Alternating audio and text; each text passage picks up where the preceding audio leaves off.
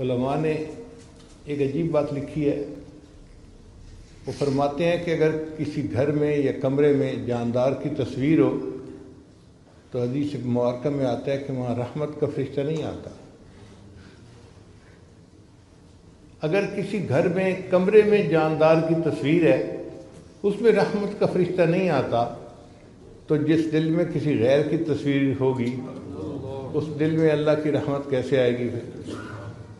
اور آج دلوں میں تو پتہ نہیں کس کس کی تصویریں پڑی ہوئی ہیں. ما هذه التماثيل التي انتم لها عاكفون. یہ دل صنم خانہ بن گیا، بت خانہ بن گیا. سچ عرض کروں ہمارا دل گند خانہ بن گیا. تو اس دل کو صاف کیجئے اور محنت کیجئے. یہ ہماری زندگی کا مقصد ہے. کھانا کمانا، گھر بار، بیوی بچے، یہ ضروریات زندگی ہیں. مقصد زندگی انسان کا اپنے دل کو سنوارنا ہے تاکہ سنوار کے قیامت کے دن اللہ کے سامنے پیش ہو اور اللہ اپنے اس بندے سے راضی ہو جائیں کہ ہاں میرے بندے تو اپنے دل میں میری محبت کو بھر کے لایا ہے. قرآن مجید میں اللہ تعالیٰ ارشاد فرماتے ہیں ان اللہ اشتری من المؤمنین انفسهم واموالهم بان لهم الجنہ. اللہ نے ایمان والوں سے ان کی جانوں اور مالوں کو جنت کے بدلے خرید لیا ہے.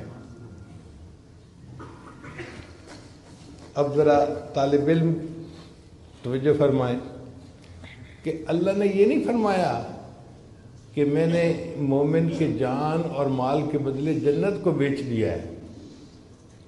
اس لیے کہ بیچنے کی دو صورتیں ہوتی ہیں. یا تو بندہ حاجت مند ہوتا ہے، مجبور ہو کے گھر بیچ دیا، گاڑی بیچ دی، پلاٹ بیچ دیا. یا پھر اس کو زیادہ فائدے کی توقع ہوتی ہے. 50 لاکھ کا پلاٹ خریدا تھا، 2 کروڑ قیمت لگے، چلو جی بیچ دیتے ہیں. اور یہ دونوں صورتیں اللہ کے بارے میں ممکن ہی نہیں. نہ اللہ کو کوئی حاجت ہے، نہ اللہ کو کسی سے فائدے کی توقع ہے. اس لیے اللہ تعالیٰ نے بیچنے کا لفظ ہی نہیں لگایا. اللہ کیوں بیچے بھائی؟ بات ہی اور طرح سے کی کہ میں نے جنت کے بدلے میں مومن کے جان اور مال کو خرید لیا ہے. اب بات تو سمجھ آ گئی کہ خریدنے کا لفظ کیوں کیا. لیکن طالب علم کے ذہن میں ایک اور اشکال پیدا ہوتا ہے کہ بھئی انسان کے پاس ذرا بھی پیسے ہو نا فالتو تو سب سے پہلی چیز جو وہ خریدتا ہے نا وہ اپنا گھر ہوتا ہے.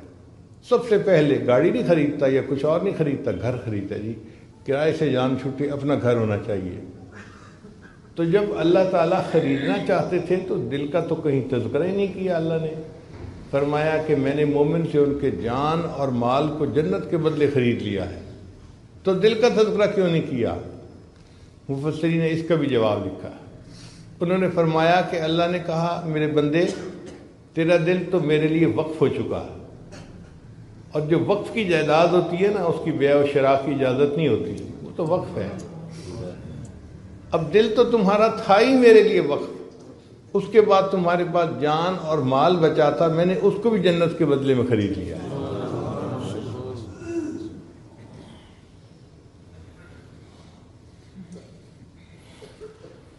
اب یہ دل کیسے سنورے؟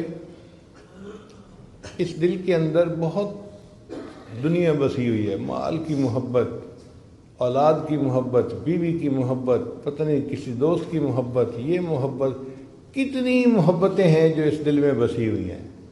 ان کو نکالنا پڑے گا. جب یہ محبتیں دل سے نکل جائیں گی نا اور دل بالکل خالی ہو جائے گا تو یہ دل بالکل صاف ہو جائے گا. لیکن ان محبتوں کو کیسے نکالیں؟ اس کا طریقہ یہ ہے کہ اللہ کا ذکر کثرت کے ساتھ کریں. دل میں جتنی غیر کی محبتیں ہوتی ہیں نا، ما سوا کی محبتیں ہوتی ہیں، سب نکل جاتی ہیں. چنانچہ مفسرین نے ایک عجیب نقطہ لکھا ہے. حضرت اقبال تھانوی رحمۃ اللہ اپنی تفسیر بیان القرآن میں لکھتے ہیں کہ قرآن مجید کی ایک آیت ہے ان الملوک اذا دخلوا قریۃ افسدوها وجعلوا اعزۃ اہلها اذلہ. ملکہ بلقیس کو جب سلیمان علیہ السلام کا پیغام پہنچا تو اس نے اپنے MNA جو تھے ان سے مشورہ کیا کہ مجھے کیا کرنا چاہیے. تو انہوں نے جواب دیا فانظری ماذا تأمرین، ملکہ صاحبہ قدم بڑھائیے ہم تمہارے ساتھ ہیں.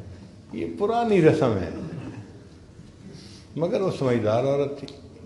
اس نے کہا کہ دیکھو، جب بادشاہ کسی بستی میں داخل ہوتے ہیں افسدوها، فساد مچا دیتے ہیں، وجعلوا عزت اہلھا اذلہ، اور جو وہاں معزز ہوتے ہیں نا ان کو ذلیل کر کے باہر نکال دیا کرتے ہیں.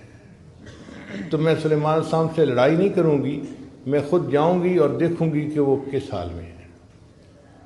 تو حضرت تھانوی رحمۃ اللہ فرماتے ہیں یہ تو اس آیت کے ہیں ظاہری معنی، مگر اس میں ایک بہترین تمثیل بھی موجود ہے. وہ تمثیل کیا کہ اگر ملوک سے مراد اللہ کا نام لے لیا جائے، مالک الملک کا نام، اور قریہ سے مراد یہ دل کا قریہ، دل کی بستی لے لی جائے، تو پھر اس آیت کا مفہوم یہ بنے گا ان الملوک اذا دخلوا قریۃ، جب اللہ کا نام انسان کے دل کے اندر داخل ہوتا ہے افسدوها، انقلاب مچا دیتا ہے، وجعلوا عزت اہلھا اذلہ، اور دنیا جو اندر معزز بنی ہوتی ہے اس کو ذلیل کر کے باہر نکال دیا کرتا ہے. تو اللہ کا ذکر کثرت سے کرنے سے دل کے اندر سے ما سوا کی محبتیں نکل جاتی ہیں اور انسان کا دل اللہ کی محبت کے لیے خالی ہو جاتا ہے. چنانچہ حضرت اقدس تھانوی رحمۃ اللہ کے خلیفہ تھے حضرت خواجہ مجذوب رحمۃ اللہ علیہ، انہوں نے ایک شعر کہا، وہ حضرت تھانوی رحمۃ اللہ کو اتنا پسند آیا کہ فرمایا اگر میں صاحب استطاعت ہوتا تو 1,00,000 روپیہ اس شعر کے کہنے والے کو انعام کے طور پہ دے دیتا. یہ وہ زمانہ تھا جب استاد کی تنخواہ 2 روپے اور 3 روپے ہوتی تھی. آپ سوچئے جب 2 روپے اور 3 روپے مہینے کی تنخواہ ہو تو 1,00,000 روپے کی کیا قیمت ہوگی. تو حضرت نے فرمایا کہ میں ان کو 1,00,000 انعام دے دیتا. اور وہ شعر کیا تھا؟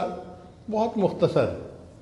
انہوں نے کہا ہر تمنا دل سے رخصت ہو گئی، ہر تمنا دل سے رخصت ہو گئی، اب تو آ جا اب تو خلوت ہو گئی. تو اللہ یہی چاہتے ہیں کہ میرا بندہ خلوت پیدا کر لے اپنے دل میں، پھر میں اس کے دل میں اپنا بسیرا کر لوں گا.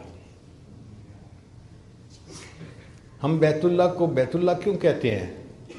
کیا اللہ تعالیٰ وہاں رہتے ہیں؟ نہیں، اللہ تعالیٰ کی تجلیات ذاتیہ کا وہاں پر ورود ہوتا ہے، اس لیے اس کو بیت اللہ کہتے ہیں. تو جب مومن اپنے دل کو سنوارتا ہے نا تو مومن کے دل پر بھی اللہ تعالیٰ کی تجلیات وارد ہوتی ہیں. کتنی بڑی نعمت ہے. اور یہ چیز کوئی عام سی نہیں ہے، معمولی سی بات نہیں ہے، یہ اللہ کی بڑی نعمت ہے کہ کسی جگہ پر اللہ کی تجلی آئے.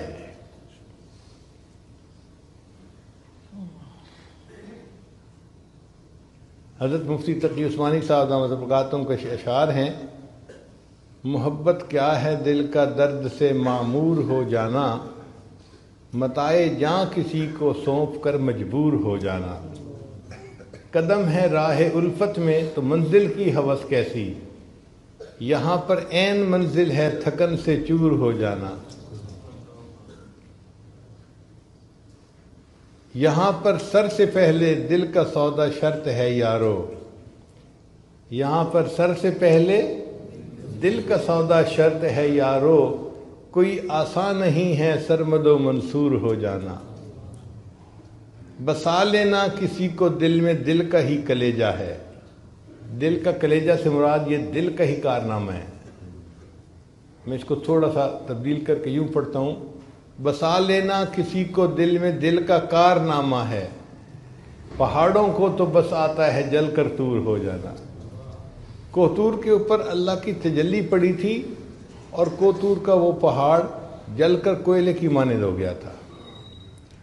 الحمدللہ اللہ تعالیٰ نے اس عاجز مسکین کو کوہتور پر جانے کی توفیق عطا فرمائی. ہم نے وہاں پر عجیب بات دیکھی، اتنی بڑی بڑی چٹانیں ہیں اور ان کو ایک انگلی پہ آپ یوں اٹھا سکتے ہیں، کوئلے کی طرح ہلکی جل کے ان کی یہ کیفیت ہو گئی تھی۔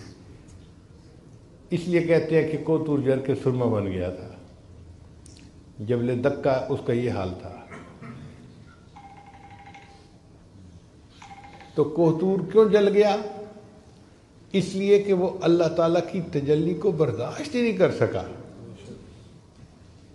تو دیکھیں، کوتور اللہ کی تجلی کو برداشت نہیں کر سکا، لیکن انسان کا دل اللہ کی تجلی کو برداشت کر لیتا ہے، تو انسان کا دل پھر کتنا عظیم ہوا۔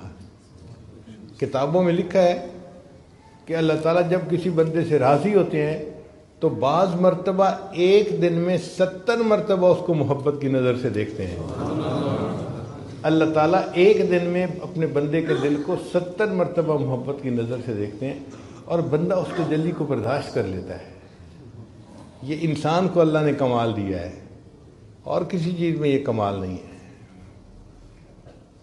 اس لیے انسان کا دل جو ہے یہ عظیم ہے۔ فرشتے بھی حیران ہوتے ہیں انسان کی عظمت کو دیکھ کے کہ یہ کیسا عظیم انسان ہے، اللہ کی تجلی کو برداشت کر جاتا ہے، اللہ کی محبت اس کے دل میں ہے، اس کا دل اللہ کی محبت سے بھر چکا ہے۔ اور جب دل اللہ کی محبت سے بھر جاتا ہے نا، پھر اعمال کرنے آسان ہو جاتے ہیں۔ آج تو ہم نمازیں پڑھتے پھرتے ہیں نا، جیسے بیگار ہوتا ہے کہ جی حکم حاکم مرگ مفاجات، اللہ کا حکم ہے لہذا نماز پڑھنی ہے، ٹھیک ٹکرے مارتے پھرتے ہیں۔ جب دل میں اللہ کی محبت ہوتی ہے پھر بندہ اس کو بیگار نہیں سمجھتا، بلکہ اس کو سبب لقائے یار سمجھتا ہے کہ میرے یار سے میری ملاقات ہو جاتی ہے۔ فجر پڑھتا ہے ظہر کا انتظار، ظہر پڑھتا ہے عصر کا انتظار، عصر پڑھتا ہے مغرب کا انتظار، اس کا دل انتظار کر رہا ہوتا ہے۔ اس لیے نبی علیہ الصلوۃ والسلام فرمایا کرتے تھے، ارحنی یا بلال، بلال اذان دے میری آنکھوں کو ٹھنڈک پہنچا دے۔ تو نماز پڑھ کے مزہ آتا ہے، بندے کو لطف آتا ہے۔ ہم نمازیں پڑھتے ہیں ثواب کی خاطر، بھائی وقت ہو گیا اشراق کا، پڑھ لو، ایک حج ایک عمرے کا ثواب ملے گا، اور ہم لپک کے 2 رکعت پڑھ لیتے ہیں کہ جی ہمیں بھی ثواب ملے گا۔ لیکن جو اللہ کے عاشق ہوتے ہیں وہ ثواب کو نہیں دیکھتے، ان کو تو سواد مل رہا ہوتا ہے، وہ اس کی وجہ سے پڑھتے ہیں۔ حضرت مجدور رحمۃ اللہ نے فرمایا، بندگی سے ہمیں تو مطلب ہے، بندگی سے ہمیں تو مطلب ہے، ہم ثواب و عذاب کیا جانیں۔ بندگی سے ہمیں تو مطلب ہے، ہم ثواب و عذاب کیا جانیں، کس میں کتنا ثواب ملتا ہے، عشق والے حساب کیا جانے۔ جن کو اللہ سے محبت ہوتی ہے وہ ان ثوابوں کے پیچھے نہیں پڑتے، وہ تو اللہ کی محبت میں عبادت کر رہے ہوتے ہیں، ان کو جنت کی بھی پرواہ نہیں ہوتی، دوزخ کی بھی پرواہ نہیں ہوتی۔ مشہور واقعہ کہ رابعہ بصریہ چلی تھی، ایک ہاتھ میں پانی کا لوٹا لے کے اور ایک ہاتھ میں آگ لے کے۔ کسی نے پوچھا رابعہ کہاں جا رہی ہو؟ کہنے لگی کہ میں نے محسوس کیا ہے کہ لوگ اللہ کی عبادت کرتے ہیں یا تو جنت کی طلب میں یا جہنم کے ڈر کی وجہ سے، تو میں چاہتی ہوں کہ آگ سے جنت کو جلا دوں اور پانی سے جہنم کی آگ کو بجھا دوں، تاکہ ان کی وجہ سے عبادت کرنے کی بجائے لوگ اللہ کو راضی کرنے کے لیے اللہ کی عبادت کرنے۔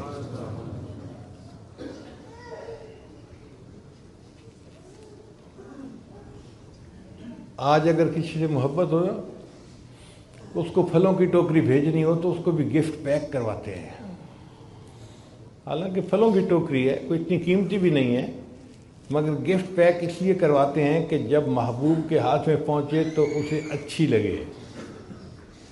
بالکل اسی طرح جب مومن کے دل میں اللہ کی محبت بھر جاتی ہے، وہ بھی اپنی نمازوں کو خشوع و خضوع کے ساتھ گفٹ پیک کر کے اللہ کے پاس بھیجتا ہے کہ میری یہ نماز اللہ کے پاس پہنچے تو میرے مالک کو پسند آ جائے۔ پھر انسان اعمال کرتا ہے اللہ کو راضی کرنے کے لیے۔ محبت عجیب چیز ہے۔ سیدہ عائشہ رضی اللہ تعالیٰ عنہ بیٹھی ہوئی تھی، اور کچھ ریال دھو رہی تھی، سکے تھے، دھو رہی تھی ان کو۔ نبی کے سامنے دیکھا تو فرمایا عائشہ تم یہ پیسے دھو کیوں رہی ہو؟ اے اللہ کے حبیب صلی اللہ علیہ وسلم، میں نے آپ کی مبارک زبان سے سنا ہے کہ جو بندہ اپنا مال اللہ کے راستے میں خرچ کرتا ہے تو سوالی یعنی مانگنے والے کے ہاتھ میں جانے سے پہلے وہ پیسے اللہ کے ہاتھ میں پہنچ جاتے ہیں۔ تو جب سے میں نے یہ سنا، میں نے جس پیسے کو صدقہ کرنا ہوتا ہے نا، میں اسے دھو دیتی ہوں تاکہ صاف پاک یہ پیسہ میرے اللہ کے ہاتھ میں پہنچے۔